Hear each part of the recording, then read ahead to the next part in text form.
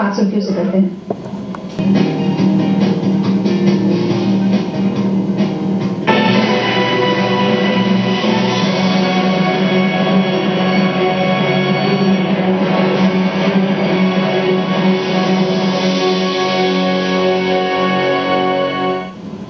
Mission admission, जी हाँ, parents के लिए एक मिशन ही होता है अपने बच्चे को नर्सरी में दाखिला दिलाना। वैसे कहा भी जाता है कि कॉलेज में एडमिशन दिलवाना ज्यादा इजी होता है बनस्पत नर्सरी में। दिल्ली सरकार का शिक्षा विभाग जल्दी ही नर्सरी दाखिले की प्रक्रिया को अंतिम रूप दे देगा। पेरेंट्स मन चाहे स्कूल में दाखिला दिलवाना चाहते हैं अपने बच्चे को और इसी वजह से शुरू होती है दाखिले की होड़। सरकार भी चाहती है कि एडमिशन में स्कूलों की मनमानी को रोका जाए।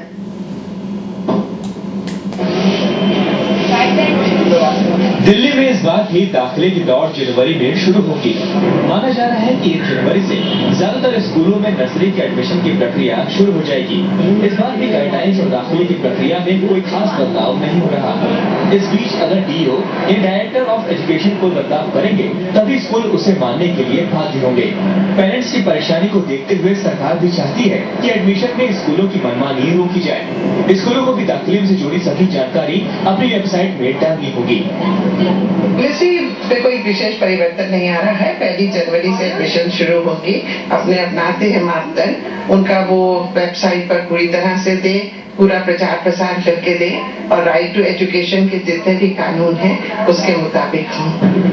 दिल्ली में हर एक पेरेंट्स की कोशिश होती है कि उनके बच्चे को मनचाहा स्कूल मिल जाए। यहीं से शुरू होती है दाखिले की सबसे कड़ी रेस। कई पेरेंट्स बीते साल इस रेस में पीछे रह गए थे। इस बार उनकी कोशिश होगी कि उनके बच्चे को निराश न होना पड़े। फिलहाल तो यही है कि जो स्कूल्स ने अपने रूल्स बनाए थे उनको फॉलो कर सकते हैं और सिर्फ EWS का उनका बड़ा क्लियर है। जैसे पहले था यदि आपके पास ज्यादा आते हैं तो आप उसकी लॉटरी निकालेंगे। तो हमने पिछली बार जैसे EWS में हमारा नंबर ज्यादा था, जो नंबर से तो हमने गवर्नमेंट नॉमिनी को बुलाया, PTA मेंबर्स को बुला के वीडियोग्राफी करके हमने सीट्स दे दी थी। जाहिर है पिछले साल की तरह लंबी लंबी लाइन से बचने के लिए पेरेंट्स को अभी से जरूरी पेपर तैयार कर लेने चाहिए ताकि आखिरी समय में उन्हें धक्के न खाने पड़े। RTC के साथ ब्यूरो रिपोर्ट, दिल्ली आज तक।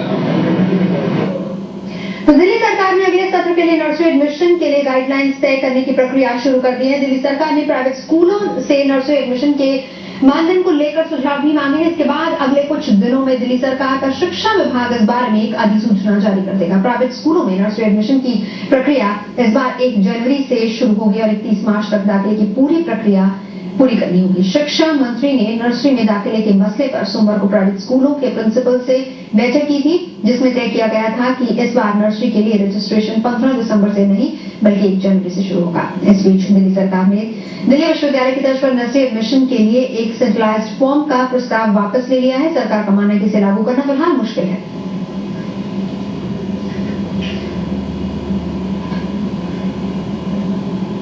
हमारे साथ इस वक्त खास मेहमान सुमित वोरा मौजूद है, फाउंडर admissionnursery.com। बहुत बहुत स्वागत है आपका। एक जो शुरुआत में भी मैंने ये बात कही कि नर्सरी में एडमिशन दिलवाना बहुत मुश्किल है, कॉलेज में आप एडमिशन करवा लीजिए बहुत ईजी है। आप कितने सहमत हैं इससे? मैं तो आपसे इससे आगे बढ़ी बोलूंगा कि getting admission nursery tougher than IIT, जो एक बड़ी फेमस एक बन के रह गई आजकल। हर आपको न्यूज़ में देखने मिल जाएगा, क्योंकि पेरेंट्स 20 से लेकर 30 स्कूल में अप्लाई करता है, उनको एडमिशन नहीं मिलता है। तो दिल्ली में क्योंकि जिस तरह से school lobby point system derive करती है, उसमें एक नॉर्मल आदमी के लिए किसी भी अच्छे स्कूल में एडमिशन लेना नेक्स्ट टू इम्पॉसिबल है। बिल्कुल, लेकिन सवाल यह है कि सरकार हर बार काफी जद्दोजहद करती है, तमाम गाइडलाइंस बनाई जाती हैं, स्कूलों को बहुत कुछ बताया जाता है, लेकिन कभी ना तो गाइडलाइंस को फॉलो किया जाता है, ना ही स्कूल्स अपनी मनमानी छोड़ते हैं। कई बार देखा गया स्कूल अपनी तरफ से वो फॉर्म निकाल देंगे, अपनी तरफ से वो डेडलाइन दे देंगे कि इस दिन फॉर्म सबमिट करना है, इस दिन एडमिशन प्रक्रिया शुरू होगी। फायदा क्या है इसका फिर? आपका बिल्कुल ठीक है। कुछ स्कूल हैं उन्होंने ऑलरेडी एडमिशन स्टार्ट कर दिया है, 1-2 बिल कंप्लीट हुई तो उन्होंने बंद कर दी, और बाकी कुछ स्कूल तो पेरेंट्स को SMS कर रहे हैं कि आप 1 लाख डोनेशन दीजिए। और जो पेरेंट वहां पे गए तो बोला वैसे रेट तो 2 लाख रुपए का, लेकिन आप 1 लाख देंगे, अब हम पहले अपने जो प्ले स्कूल में डायरेक्टली एडमिशन कर देंगे और अगले साल आपको डायरेक्टली एडमिशन उसमें मिल जाएगा। और यहाँ पर मैं आपको रोकना चाहूंगी, आपने बिल्कुल सही कहा। ये खबर दिल्ली आज तक ने पिछले साल भी दिखाई थी जब नर्सरी एडमिशन की प्रक्रिया शुरू हुई थी।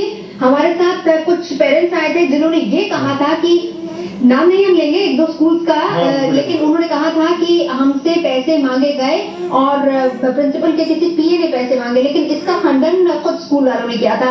पर सवाल ये है कि इसमें कितनी सच्चाई है, क्या क्योंकि इसमें दो राय भी तब सामने आई थी कि पेरेंट्स को मनचाहे स्कूल में एडमिशन नहीं मिला, इसलिए आरोप सच्चाई तो ये है कि हमारे पेरेंट्स की रिकॉर्डिंग करके लाया खुद अपने हाथ से वो जी। तो रिकॉर्डिंग हमारे पास है, वो सच्चाई तो ये है। और जो आप शो की बात करें, मैं शो का होस्ट था, जिस स्कूल की भी आप बात कर रहे हैं, स्कूल का नाम नहीं लेना चाहेंगे हम, तो बाकी क्योंकि उनके पास तो डॉक्यूमेंट्स है पेरेंट के ओरिजिनल, जिस स्कूल की बात कर रही हैं, ओरिजिनल डॉक्यूमेंट्स कैसे बाहर आ सकते हैं, तो डोनेशन वाला एंगल तो चलता ही चलता है। तो एक तो इनको महीने कोटा मिलता है, लेकिन उनसे भी इनका पेटी बनता है। उस पेरेंट को बोला गया एक तरीका था 1 लाख रुपया आप दीजिए तो आपके एडमिशन हम अगले साल कर देंगे, इस साल उसको प्लेसमेंट डालेंगे, अगर आप 6 लाख देते हैं तो हम आपको ईडब्ल्यूएस की सीट दे देंगे। आप सोचिए, और ये बात से 3-4 दिन पुरानी है, और वहां पे गवर्नमेंट बोलती है कि ईडब्ल्यूएस जो है बिल्कुल ट्रांसपेरेंट हो गया है। सवाल ये है कि आप अपनी तरफ से अब क्या कदम उठाएंगे? सरकार अपनी तरफ से कदम उठाती है लेकिन वो कहीं कारगर साबित नहीं होते, आपकी तरफ से क्या कदम? हमारी तरफ से यह है कि जो भी पहले की लास्ट टाइम जितने भी स्कूलों ने एडमिशन खोली थी वो हमने मैंने बंद कराई। डीओए गाइडलाइंस अंदर कोई एडमिशन खोल नहीं सकता जब डीओए ने पॉइंट सिस्टम डिजाइन नहीं किया, कोई कुछ मेथड नहीं दिया आपको, आप कैसे कोई एडमिशन खोल सकते हैं। और जो डोनेशन मांगता है, पिछले साल भी हमने 4-5 स्कूलों का आजतक के साथ मिलकर जो है स्ट्रिंग ऑपरेशन किया था, और हमारे पेरेंट्स खुद गए थे आजतक की टीम के साथ, और बिल्कुल कैमरे में लेके आए थे कि ये इतने पैसे मांग रहे हैं। और लेकिन वो सीडी जो पहले थे मिनिस्टर, उनको दी गई, एजुकेशन मिनिस्टर, उन्होंने बोला एक्शन लेंगे, कोई एक्शन नहीं हुआ उस पर। मतलब हम तो कोई कोशिश कर सकते हैं, अब जो एक्शन लेने वाले तो गवर्नमेंट का, ठीक है। अब प्रॉब्लम यह है कि हम चाह रहे हैं कि चलिए जो चीजें तो पॉसिबल है हो जाए, वो ठीक है।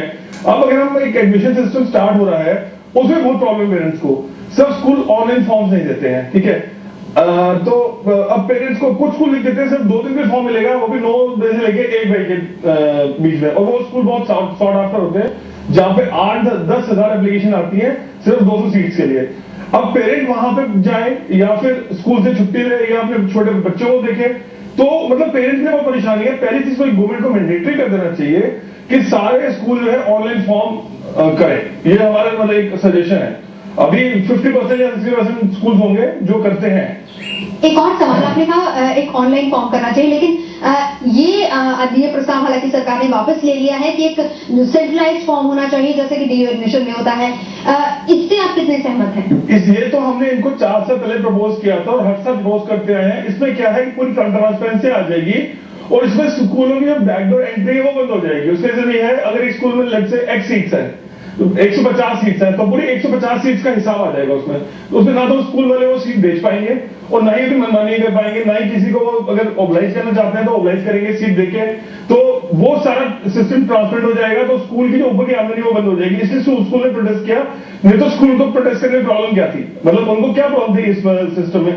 अगर कॉमन एडमिशन फॉर्म आ जाता तो इससे बढ़िया सिस्टम हो सकता था। और एक सॉल्यूशन है जो दिल्ली की नर्सरी एडमिशन की प्रॉब्लम लास्ट जब से गांगुली कमेटी बनी है, प्रॉब्लम चलती आई है और प्रॉब्लम चलती रही जब तक ये कॉमन एडमिशन प्रोसीजर होना चाहिए जी। सिर्फ फॉर्म नहीं, प्रोसीजर बना हो जाना चाहिए कि पहले फॉर्म कॉमन एडमिशन हो, उसके बाद डीओई के या कोई इंडिपेंडेंट, यानी आप पूरे प्रोसेस को ही बदलने की बात कर रहे हैं। और ये बात आज से नहीं चल रही है, ये बात काफी समय से हो रही है, लेकिन हर बार जब भी एडमिशन की प्रक्रिया शुरू होती है तो इस पर कुछ अमेंडमेंट्स तो होते नहीं है, बल्कि इस पर बहस जरूर शुरू हो जाती है, क्योंकि तरीका वही रहता है, स्कूल अपनी मनमानी करते हैं, सरकार भले ही गाइडलाइंस इश्यू करे लेकिन उनको कहीं फॉलो नहीं किया जाता, पिसते हैं पेरेंट्स। चर्चा जारी रहेगी, आप अपनी राय भी दे सकते हैं, हमें कॉल कर सकते हैं, लेकिन फिलहाल रुकेंगे ब्रेक के लिए।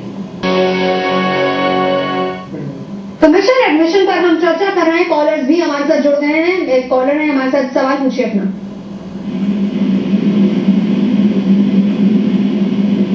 जी सवाल पूछिए अपना। हेलो जी जी सवाल पूछिए। मैं जगविंदर सिंह बोल रहा हूँ, मैडम अस्ट्रेलिया से जी। मैं ये क्वेश्चन पूछना चाह रहा हूँ मोरा साहब से कि जी जो ईडब्ल्यूएस वाले हैं, हेलो जी जी सुन रहे हैं हमारे जो ईडब्ल्यूएस वाले हैं उनको जो माइनॉरिटी स्कूल्स वाले हैं, हेलो जी जी आप बोलिए अपना सवाल। जो माइनॉरिटी स्कूल वाले हैं जैसे कि Mahavir senior school, Montford school असो बिहार में, और माता जयकोर स्कूल। ये कह रहे हैं कि इनको गवर्नमेंट ने सस्ती जमीन दी थी या कंसेशनल रेट पर जमीन दी थी, अब ये कह रहे हैं कि हम ईडब्ल्यूएस वालों को एडमिशन नहीं देंगे इस साल से। इसका क्या कारण है? कह रहे हैं कि हाई कोर्ट या सुप्रीम कोर्ट ने ऑर्डर कर दिया है कोई। जी ऐसा है कि गवर्नमेंट को जो रूल आया था उसमें जो है वो माइनॉरिटी को कुछ उन्होंने एग्जेम्पशन दी है, लेकिन एग्जैक्ट ये एग्जेम्पशन नहीं है कि कोई भी जो स्कूल है वो उसमें कुछ चीजें डिफाइंड है। जैसे कोई स्कूल अगर मद्रासा में चल रहा है तो वो इसके अंदर उसके अंदर नहीं आएगा, तो कुछ पैरामीटर्स हैं तो इन चीजों के ऊपर। तो जो आपको ये मना कर रहे हैं ये ओपनली आपको नहीं मना कर सकते हैं, डिपेंड करता है इनको अलॉटमेंट लेटर में। पहली बात है कि ईडब्ल्यूएस का जो फैक्टर है कि नहीं है, पहली बात तो ये है। और जो सुप्रीम कोर्ट की रूलिंग आई है उसके बारे में मैडम बताएंगे आपको कि कौन से स्कूल्स कवर करते हैं और कौन से स्कूल्स कवर नहीं करते हैं। बिल्कुल, और आपको बता दें कि हमारे साथ मोनिका मल्होत्रा जी कालका जी पब्लिक स्कूल की प्रिंसिपल हैं, वो भी जुड़ गए। मोनिका जी।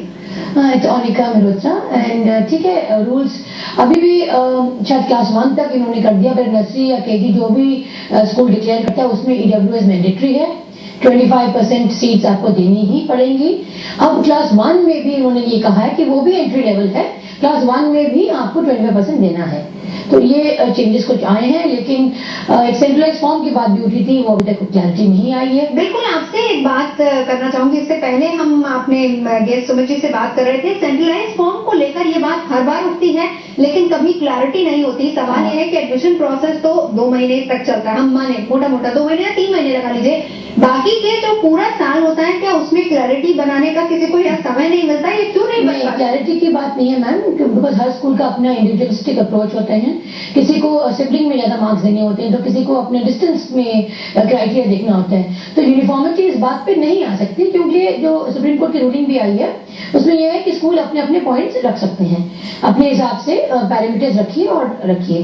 जहां तक ईडब्ल्यू से सवाल है वो तो लॉटरी के हिसाब से उनके लिए कोई पैरामीटर्स नहीं है, उनको निकालना है। नहीं, लेकिन सेंट्रलाइज फॉर्म को लेकर सहमति क्यों नहीं बनती? इससे नहीं बनेगी ना, बिकॉज मेरे for example my school I prefer distance और मैं कोशिश करूंगी सिबलिंग को मार्क्स ज्यादा दूं, तो हर एक का मार्क्स में क्राइटेरिया अगर अंतर होगा तो आप कैसे एक सेंट्रलाइज फॉर्म को यूनिफॉर्म डीयू में देखिए। दिल्ली यूनिवर्सिटी में क्या है, एक पैरामीटर्स है कि आप 70% में पैरामीटर्स की आपने जो बात की बिल्कुल सही है कि आप ऐसे में आपको सेम पैरामीटर्स करने होंगे, लेकिन गाइडलाइंस में कुछ बातें बिल्कुल साफ है, कुछ पॉइंटर्स जिनके तहत हमेशा एडमिशन होता है, वो कुछ एक गाइडलाइंस है जो कि सभी स्कूलों को फॉलो करनी होगी। तो फिर ऐसे में अगर हम उनको आधार बनाते हैं तब तो सेंट्रलाइज फॉर्म। मैं एक सिंपल एग्जांपल देता हूं आपको कि हम एक सिंपल कुछ क्राइटेरिया नहीं रखते हैं।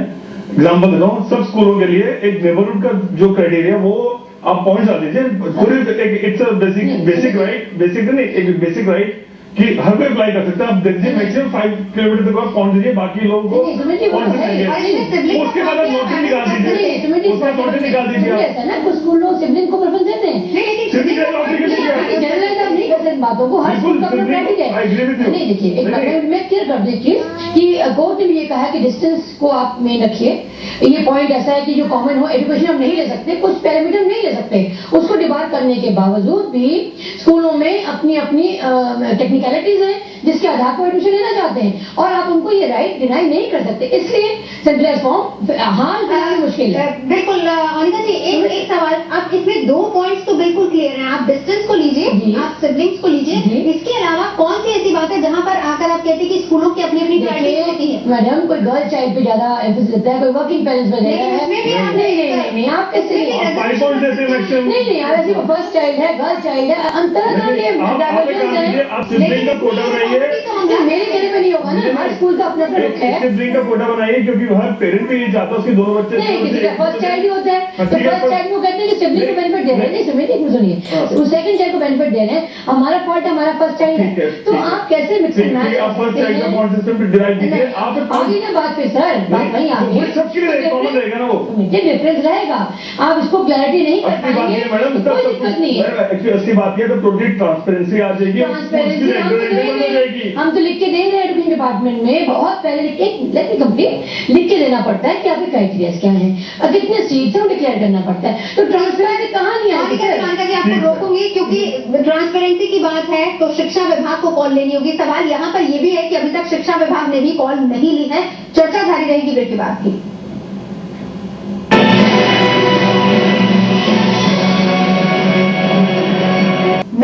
एडमिशन। तो खास मेहमान हमारे साथ हैं जिनसे हम चर्चा कर रहे हैं। सुमित वोरा जी हैं, फाउंडर हैं admissionNursery.com के, और साथ ही साथ हमारे पास मोनिका मल्होत्रा जी हैं, कालका पब्लिक स्कूल की। इससे पहले कि हम चर्चा शुरू करें, कॉलर हमारे साथ हैं। सवाल पूछिए अपना। प्रदीप। हाँ जी मैडम, नमस्कार। जी नमस्कार। हाँ जी मैडम, मैं ये पूछना चाहता हूँ, लास्ट ईयर काफी पब्लिक स्कूल ने डिमांड रखी थी कि जो भी AWS के फॉर्म होंगे वे हम 3 किलोमीटर के दायरे के अंदर लेंगे। क्या ऐसा जरूरी होगा क्या? नहीं, अब वो भी अपनी बाइंडिंग कर सकते हैं। अगर हमने जनरल कैटेगरी को भी 3 के अंदर दिया है तब उन पे भी ये लागू कर सकते हैं। उसके अलावा कोई उन पे कोई क्राइटेरिया लागू नहीं होता। अगर और बच्चों को जो जनरल कोटा से आते हैं उनको 3 किलोमीटर अंदर लिया तब ये माना जाएगा। अगर वो 10 किलोमीटर के अंदर भी ले रहे हैं तब EWS 10 तक भी स्ट्रेच कर सकते हैं। 3 किलोमीटर के अंदर उनके पेरेंट्स नहीं आते, EWS की सीट अगर 30 है और 15 भरती है तो उसको 5 किलोमीटर या 10 किलोमीटर कर सकते हैं, डिपेंडिंग कितने सीटें हैं और कितनी भरी आती है। नॉर्मली तो 1 किलोमीटर में सीटें भर जाती है सारी। इसलिए मोनिका जी, आपसे एक सवाल है मेरा। जी। हमने इस शो की शुरुआत की थी सुमित जी और मैंने एक लाइन से कि नर्सरी एडमिशन बहुत मुश्किल हो गया, आप कॉलेज में एडमिशन ले लीजिए। सुमित जी ने कहा था कि नहीं, अब तो IIT से भी ज्यादा मुश्किल हो गया है नर्सरी का एडमिशन। आप मानते हैं इस बात को? नहीं मैम, ये एक इम्प्रेशन दिया। देखिए, जब एडमिशन की बात उठी थी, सुमित जी भी इससे में से इत्तेफाक रखेंगे कि ये उठा था कि ट्रांसपेरेंसी नहीं है, हम यहाँ एडमिशन जाते हैं, होता नहीं, प्रिंसिपल दरवाजा बंद कर देती हैं, कोर्ट तक मामला गया, गांगुली कमेटी बैठाई गई। अब एक चीज एक कलेक्टिव डिसीजन निकल के आया कि आप इस ढंग से कर लीजिए, पॉइंट रख लीजिए और इसमें कोई इंटरव्यू नहीं रखेंगे। एक सिस्टम बनता चला गया। 3 साल से हम ये लागू कर रहे हैं। अब उस पर भी अगर सेटिस्फेक्शन नहीं है तो ये तो ओपन है हाउस के लिए कि इस बात को रखें, सुझाव और रखें, कमेटी भी रखें। स्कूल तो मानने को तैयार है। अब अपने कोर्ट तक ये बात पहुंचाई, कोर्ट के ऑर्डर्स आ गए कि आप इंटरव्यू नहीं लेंगे, बच्चे का पेरेंट्स से भी क्वालिफिकेशन नहीं पूछेंगे, हर चीज तो इरेडिकेट करते गए। तो ये डिमांड किसकी तरफ से? स्कूल की तो नहीं थी, इसका डिमांड पेरेंट्स की तरफ से आई और ये मानी गई और अभी तक स्कूल ये लागू। तो जब से RT इम्प्लीमेंट हुआ तब से एजुकेशन क्वालिफिकेशन और इंटरव्यू हटी। वो तो एक भारत में संविधान आया, जी जी, ठीक है ना, वो तो हमारे गवर्नमेंट लेके आई, वो पेरेंट्स की सुनने पे नहीं आया, क्योंकि वो देखा गया सिस्टम लेकिन स्कूल ऐसे यहाँ पर होता है अभी भी होता है, बिल्कुल होता है। द्वारका स्कूल में आपको नाम बता सकता हूँ, एडमिशन होने के बाद भी होता है। मैं ये नहीं बोल रहा कि आपके स्कूल ट्रांसपेरेंट होगा, बिल्कुल है, मानता हूँ मैं, लेकिन सब स्कूलों में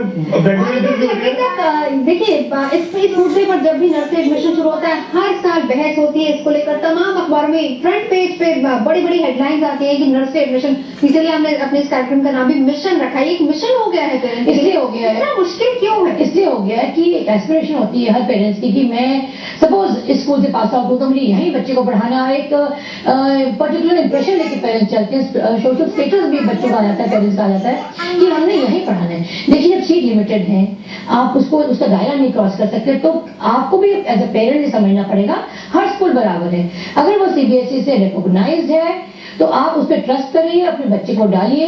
कोई ऐसा स्कूल नहीं होगा जो एकेडमिकली या एनवायरनमेंट या होलिस्टिक अप्रोच बच्चे को नहीं करेगा। थोड़ा सा हमें भी एज पेरेंट्स ये समझना पड़ेगा, अगर नियर बाय स्कूल है, रिकॉग्नाइज स्कूल है, तो हम उसमें अपने बच्चों को डाल के देखें। मैडम वो बात ठीक है आपकी, लेकिन अगर कोई पेरेंट्स एक तो ट्रांसफर पे आ रहे हैं या फिर जिस पेरेंट्स के नेबरहुड में कोई अच्छा स्कूल है ही नहीं आसपास, वो गवर्नमेंट स्कूल में डालेगा नहीं जहाँ पे वॉशरूम भी नहीं है और टीचर्स होते नहीं है। हाँ। या तो एक्चुअली एक प्रॉब्लम बहुत बड़ी है कि नंबर ऑफ स्कूल जो है उसको एक्सपेंड करना चाहिए। और गवर्नमेंट को हम बार बार रिक्वेस्ट करते आ रहे हैं 4-5 साल से कि अगर एक गवर्नमेंट स्कूल का स्टैंडर्ड बढ़ा के सेंट्रल स्कूल की तरह कर दिया जाए तो मेरे इससे बड़ा कोई हल नहीं है, लेकिन ये कोई कंक्लूडिंग आंसर नहीं है इस चीज का। जो स्कूल ऑलरेडी चल रहे हैं अपने आप में सक्षम है, कैपेसिटीज भी हैं, आप उसको एक्सपैंड तो नहीं कर सकते, उनकी आउटपुट नहीं बढ़ा सकते, इसलिए जो और स्कूल आसपास हैं। डिमांड में सप्लाई की बात है। चलिए सुमित जी और रोनिका जी, आप यहाँ पर आए चर्चा के लिए बहुत बहुत शुक्रिया। बहरहाल अमेंडमेंट्स की बहुत ज्यादा जरूरत है अगर आप ट्रांसपेरेंसी चाहते हैं नर्सरी एडमिशन में, और अगर चाहते हैं कि ये एडमिशन बहुत ही सरल तरीके से। फिलहाल हमारी इस खास पेशकश में